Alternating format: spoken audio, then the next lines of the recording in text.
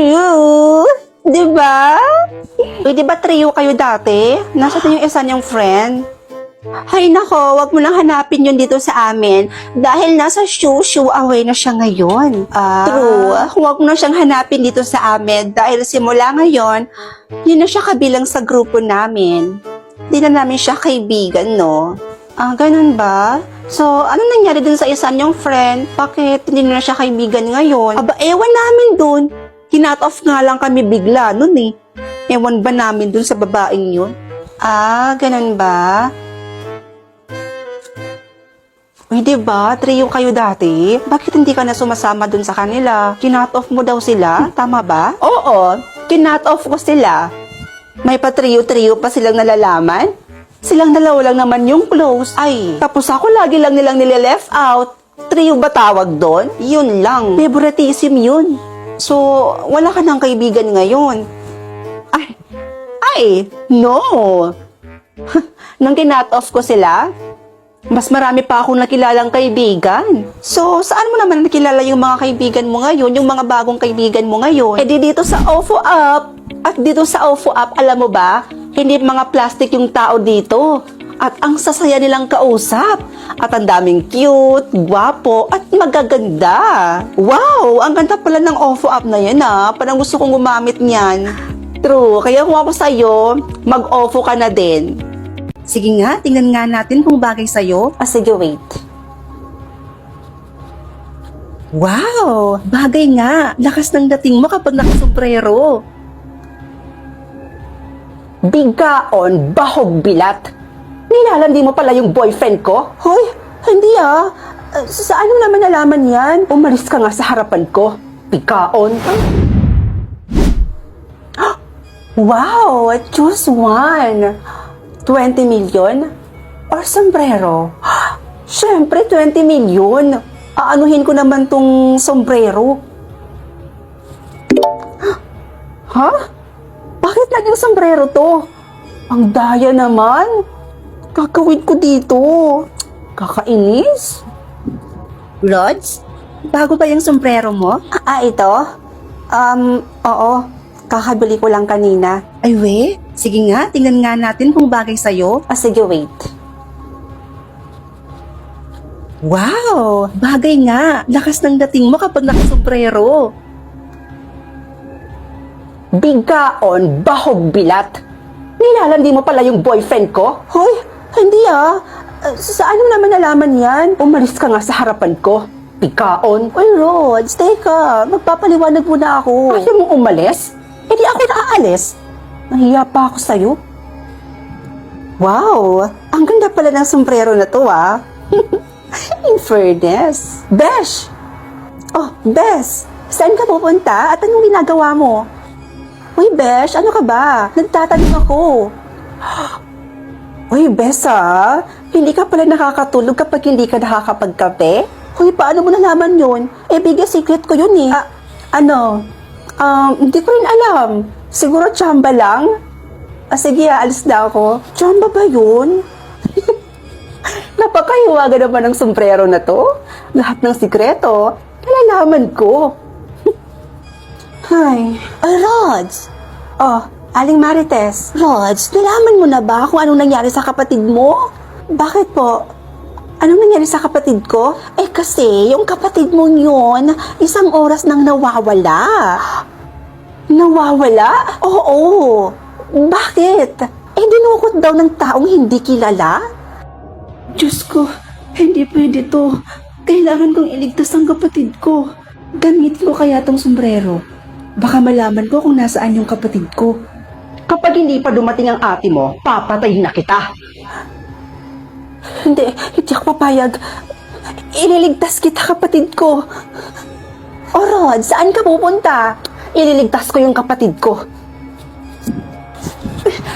Malahimik ka. Pakawalan mo yung kapatid ko. Ate? Mabuti naman at dumating ka na. Tita Mirna? Ikaw? Ikaw ang kumidnap sa kapatid ko? Ako nga. Bakit mo ginagawa to? Pakawalan mo yung kapatid ko. Papakawalan ko lang yung kapatid mo sa isang kondisyon. Ibigay mo sa akin yung mahiwagang sombrerong suot-suot mo ngayon.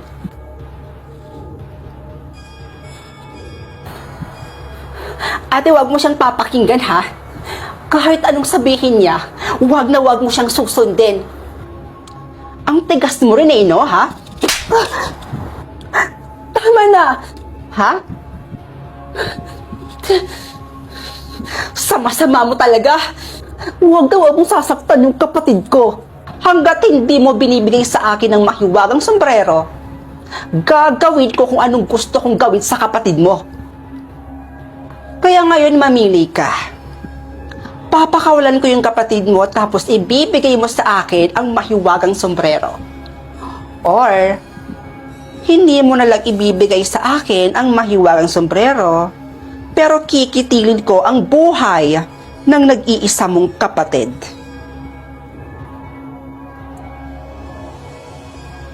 Ate, wag! Bibilang ako ng 3.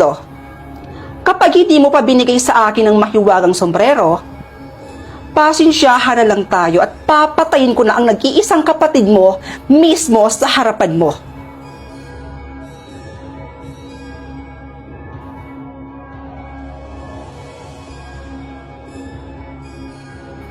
Isa, 2, 3.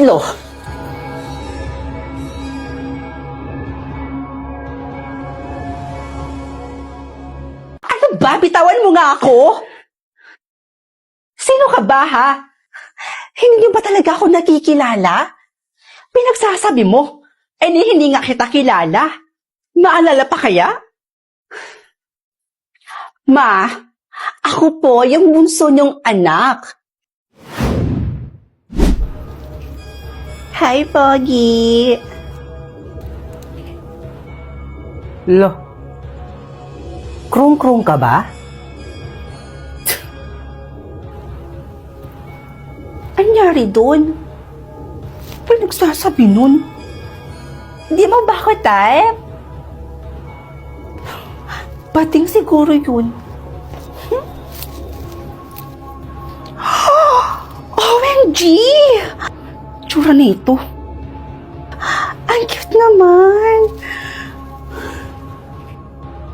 Bawal galawin yan kung hindi rin naman bibilhin. Excuse me, mukha ba akong walang pambili? FYI ang dami kong pera at ang ganda-ganda pa ng bag ko. Sus, para kanino ba yan? Para sa anak mo? Wala pa akong anak. Para sa akin to. Sa akin. Seryoso ka? Hindi yan bagay sa'yo. Pakilapag na yan dyan. Sama nito. Kala mo naman kagandahan. Mas maganda ako sa'yo, te. Mas maganda ako sa'yo. Tsura nito. Oy, miss. Saan ang bagay sa akin dito? Ito ba? Or ito? Ma'am? Ma'am, para po ba para po ba talaga sa inyo? Para po ba talaga sa inyo 'yan?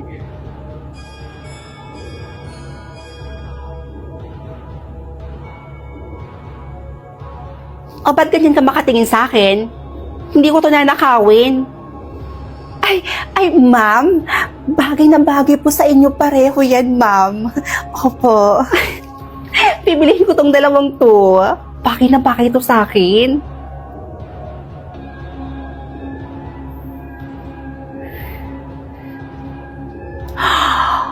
Oh my God, Bar! Ang ganda naman ng bar na to. May ID ba kayo? Huy! Alam ko naman na mukha pa akong 14, pero nasa tamang edad na ako. Alam ko naman ho na hindi na kayo bata. Ayan, gusto ko lang ho talagang malaman, kung magbabarba talaga kayo? Ha? Ano bang ibig mong sabihin? Excuse me po, Manong Guard. May nakita po ba kayong... Okay na po, nakita ko na. Nandito lang pala kayo. Kanina pa kami hanap ng hanap sa inyo. Nandito lang po pala kayo. Saan po ba kayo nagsisipunta? What? Kilala ba kita? Sino ka ba? Halingan muna kayo.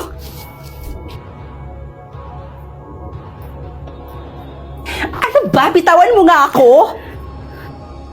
Sino ka ba, ha?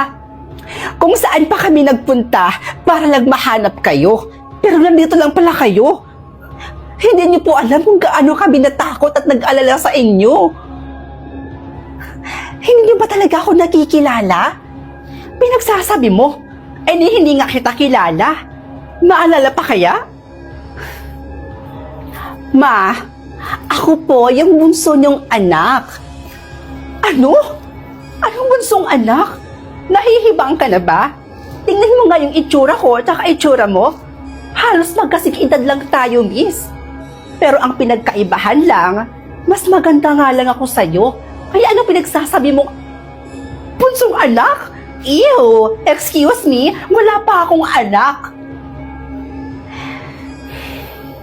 May sakit ho kasi kayong Alzheimer's. At yung suot ninyo, hindi na po akma sa kung anong edad ninyo. Ay, wow! Hiyang-hiya naman ako sa'yo, te. Kanina, sinasabi mong bunsong anak kita. Tapos ngayon, ang napuntirya mo yung suot ko? Anong problema sa suot ko tsaka sa buhok ko? Palibhasa kasi naiingit ka kasi yung suot mo tsaka yung buhok mo, hindi napapanahon. O ito, salamin.